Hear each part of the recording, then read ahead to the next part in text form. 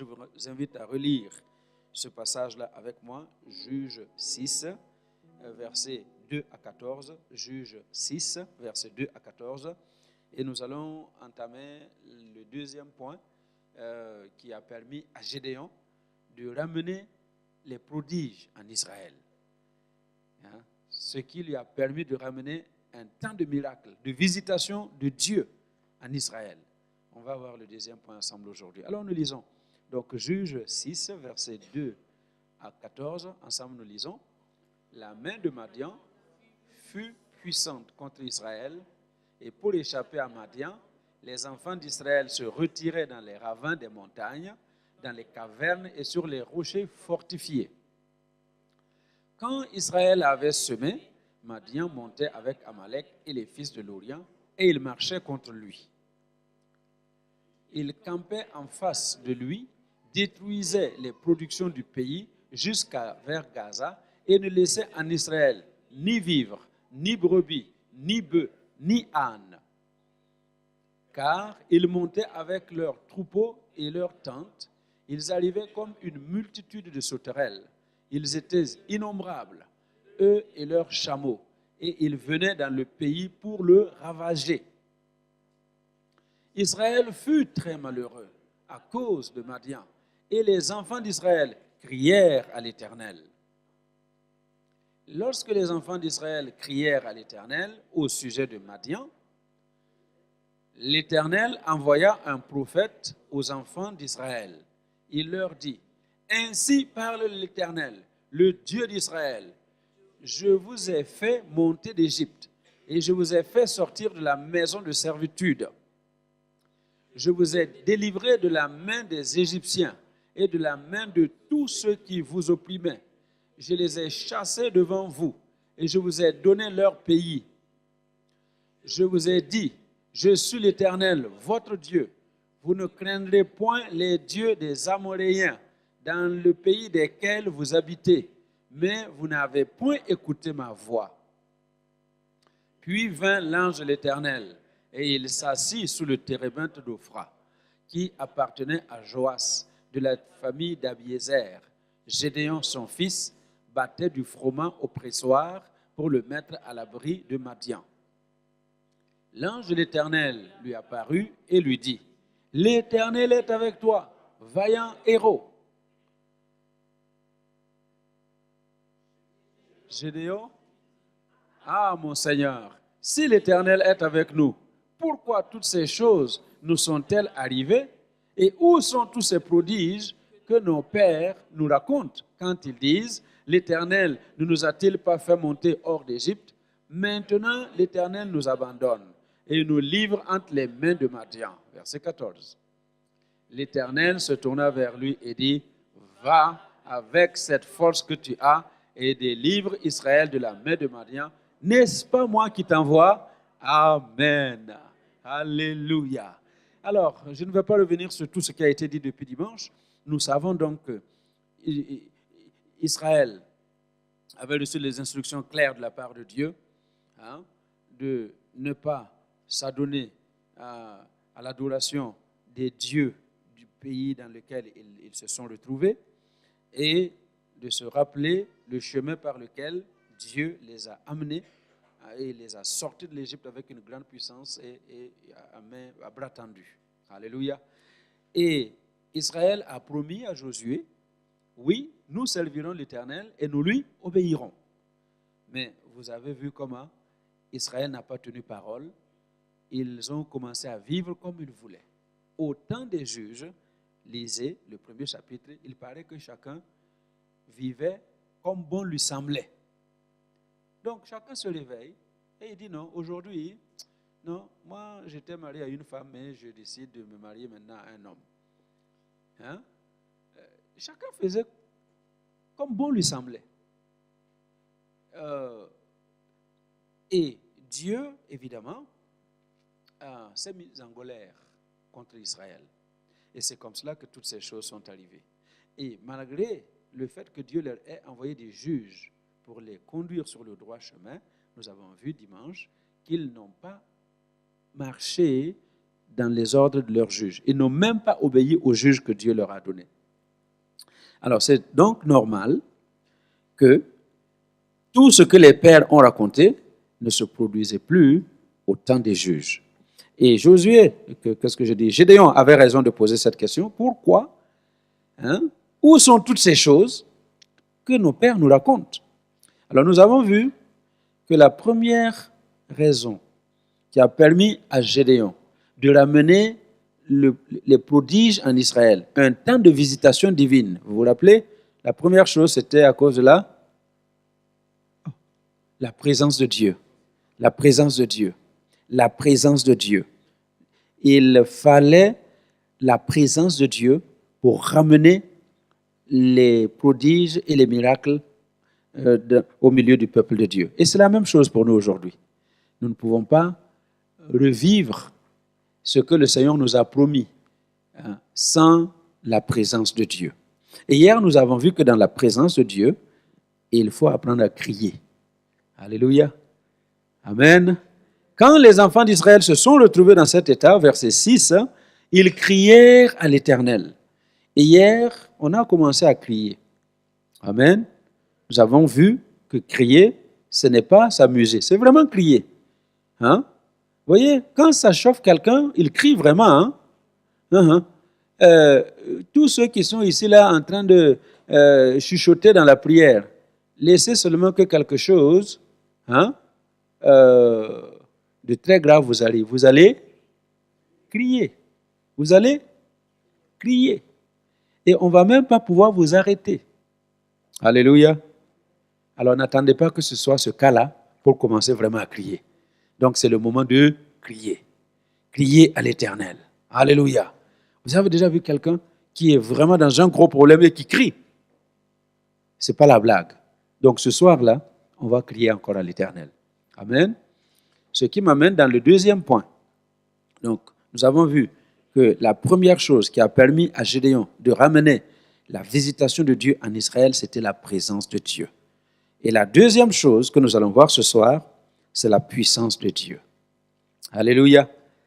Gédéon va finir par comprendre que, en fait, il a besoin d'une puissance. Une puissance au-delà de ce que lui ressent en lui-même.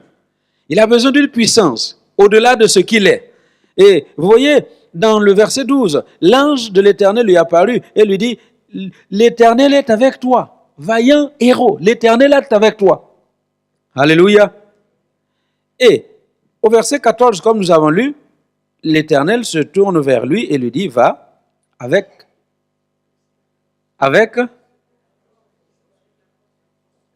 lisez bien, va avec, cette force. Ce n'est pas la force. Va avec cette force. C'est quoi en grammaire française? Un pronom démonstratif.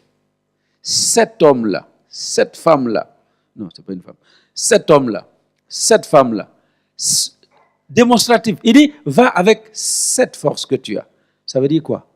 C'est précis. Alléluia. Il y a une force. Il y a une force. Et c'est ça que nous allons voir ce soir. Tu as une force que tu ignores.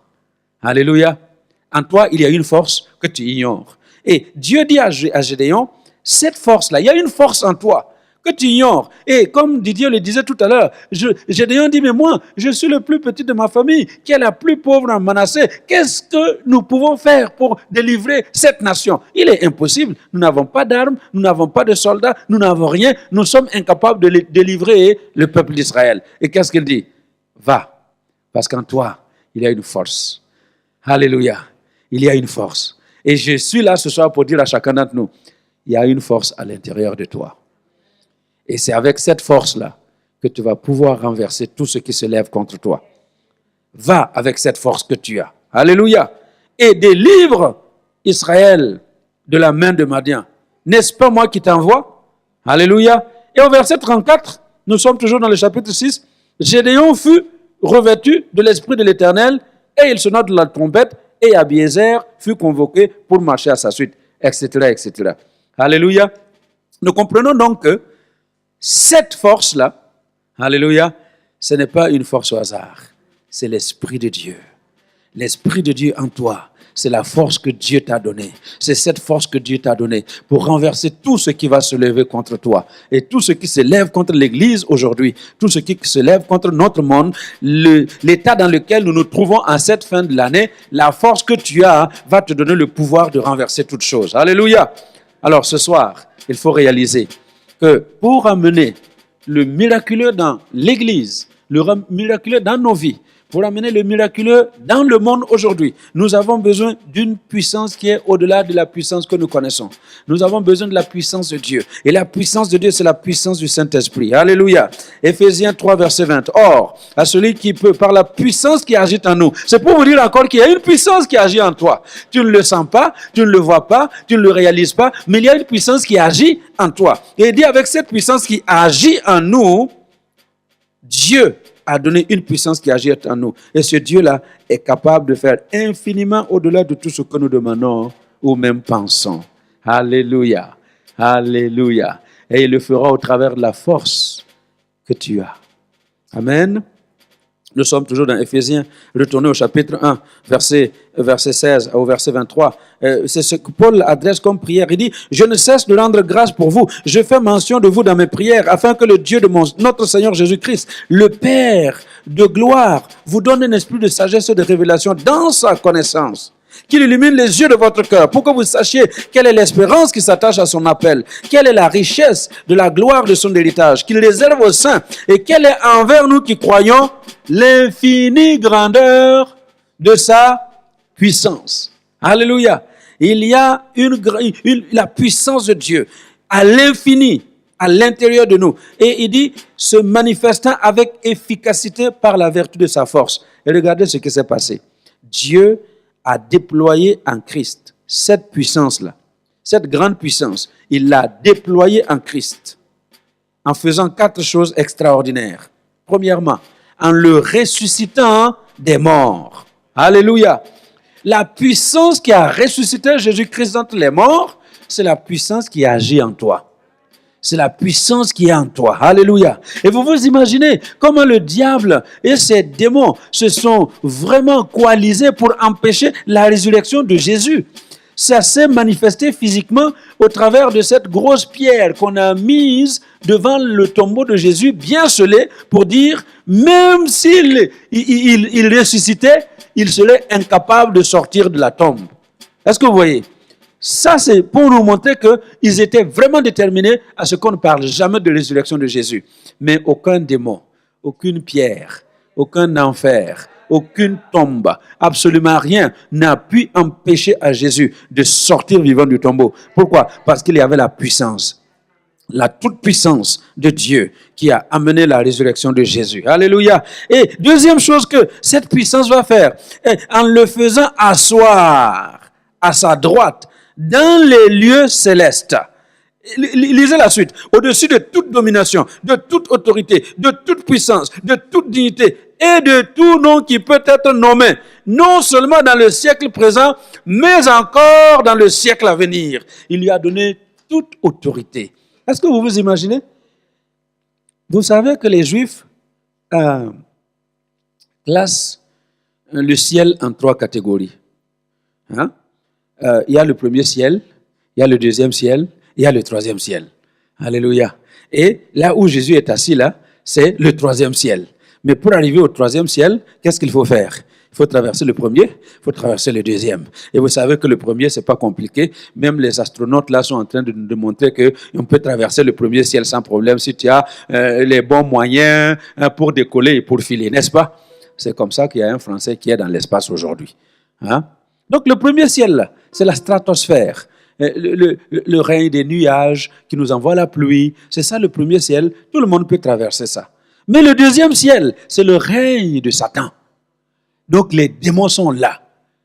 Le siège de Satan est là. Tous les obstacles sont là. Toutes les maladies se conçoivent là-bas. Les problèmes qui tombent sur le monde là, ça se conçoit là-bas. Alors pour traverser ça, alléluia. D'ailleurs, personne ne l'a traversé. C'est Jésus seul qui l'a traversé. N'est-ce pas? Vous vous rappelez dans Daniel, quand il a commencé à jeûner pendant ces 3 semaines, En fait, il n'avait pas besoin de 3 semaines. Dès le premier jour, il a reçu la réponse. Dès le premier jour, il a reçu la réponse. Mais la réponse a été bloquée au 2e ciel.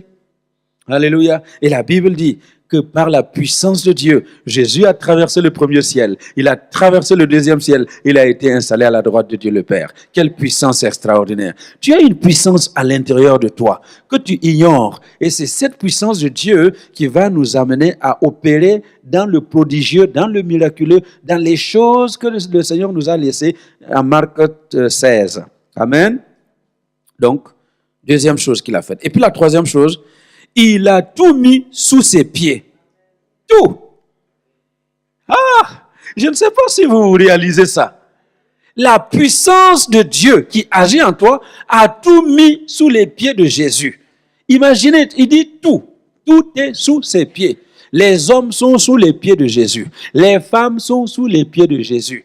Les maladies sont sous les pieds de Jésus. Le cancer, il est sous les pieds de Jésus. Le diabète, il est où? Sous les pieds de Jésus. L'hypertension, elle se trouve où? Sous les pieds de Jésus. Tout ce que vous pouvez vous imaginer comme maladie, déclarée incurable, sans médicament sur la terre, eh bien, toutes ces choses-là sont sous les pieds de Jésus. Et c'est pourquoi il nous donne cette autorité, ce pouvoir, pour que nous puissions aussi écraser tout ce qui viendra devant nous. Que ce soit une maladie, que ce soit un démon, que ce soit une puissance spirituelle quelconque, nous avons le pouvoir. Alléluia. Vous entendez? C'est pourquoi Jésus disait, Luc 10, verset 19, « Voici, je vous ai donné le pouvoir. » De faire quoi? De marcher.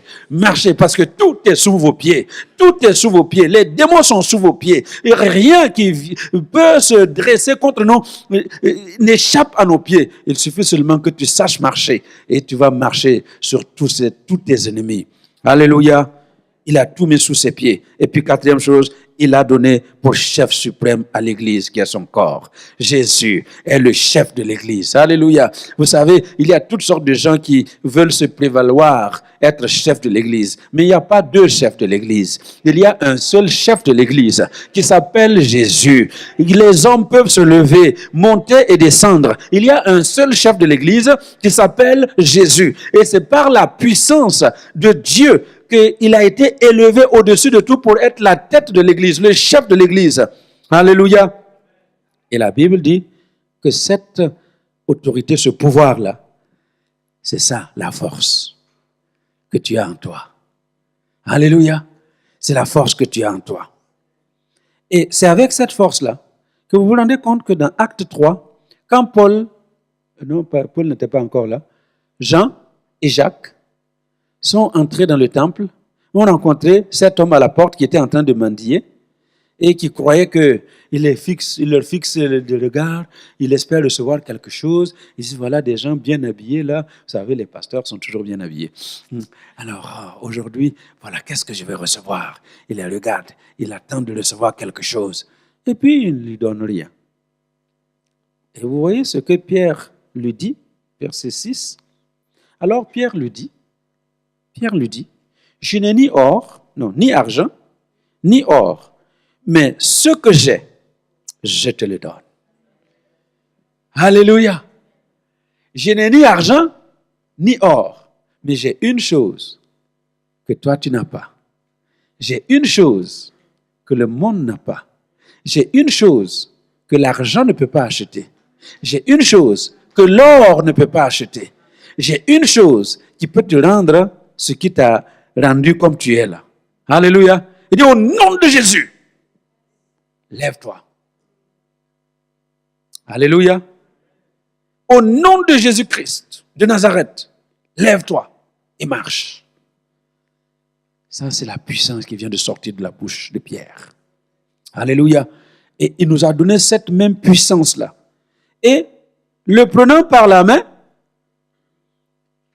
droite, non, donne la main droite. Le prenant par la main droite, il le fit lever.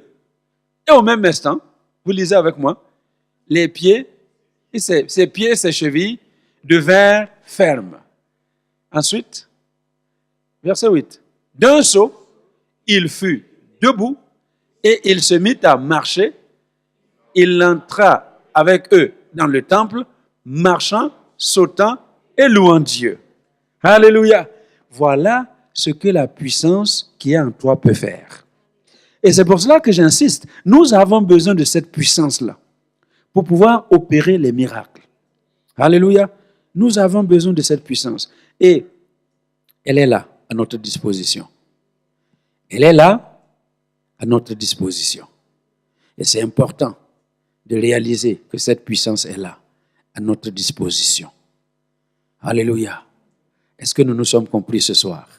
Donc la deuxième chose qui va nous permettre d'opérer les miracles encore dans notre génération et de ramener la visitation divine dans l'Église, c'est de saisir la puissance que Dieu nous a donnée.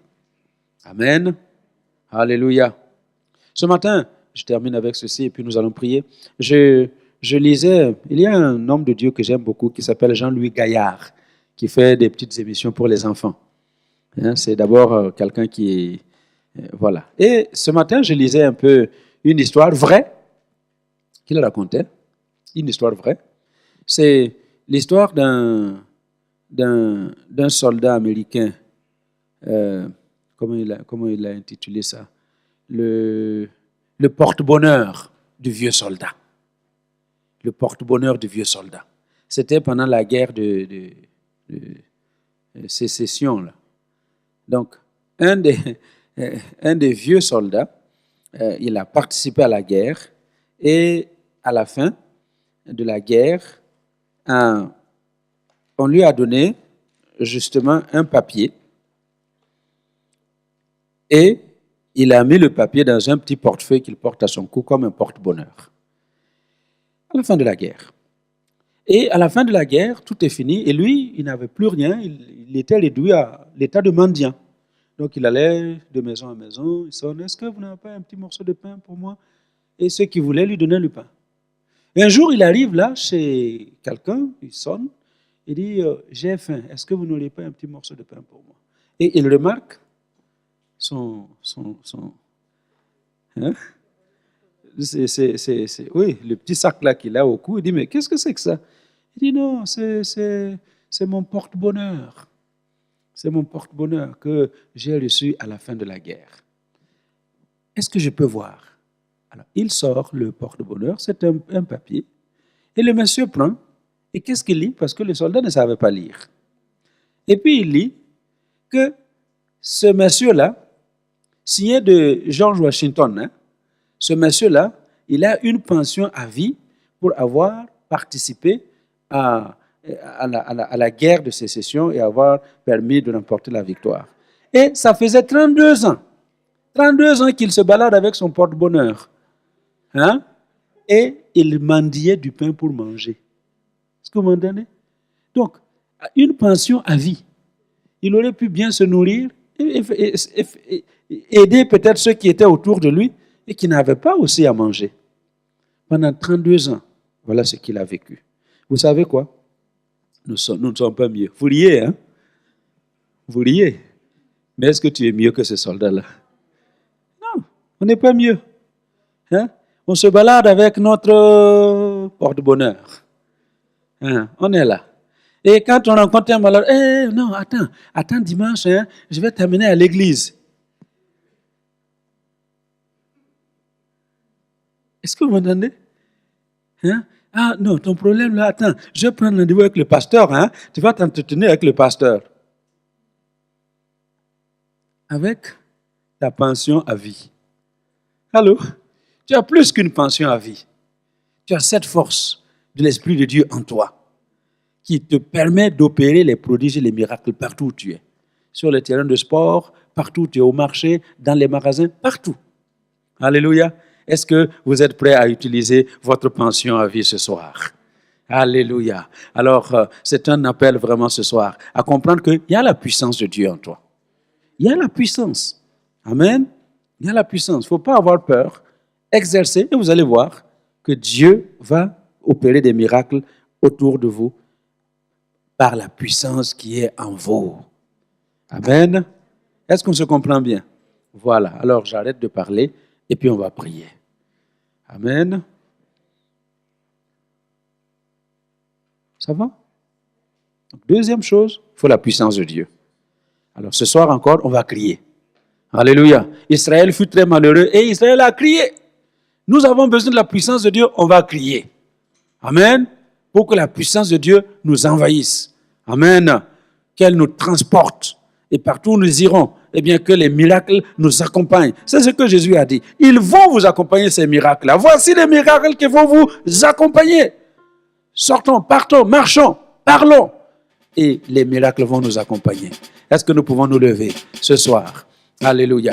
Et nous allons, voilà, comme j'ai dit hier, ils ont crié, nous allons crier. Amen. Toi-même, tu sais, tu connais les différents domaines où tu as vraiment besoin que la puissance de Dieu se manifeste. Crie ce soir et Dieu va entendre tes cris, comme il a entendu les cris d'Israël. Alléluia. Nous confessons ensemble 3 fois. Jésus est Seigneur. Jésus est Seigneur. Jésus est Seigneur. Alors, ne te tais point.